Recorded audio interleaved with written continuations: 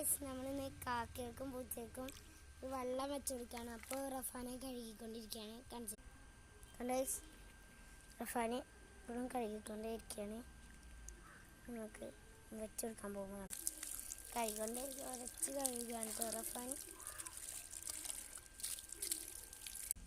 നമ്മൾ വെക്കാൻ ഇങ്ങനെ പോയിക്കൊണ്ടിരിക്കുകയാണ് ഗൈസ്.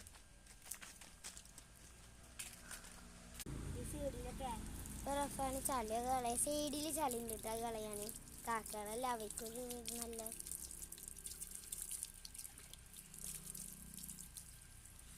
വെള്ളം നടക്കും. ചൂടുണ്ടോ വെള്ളം?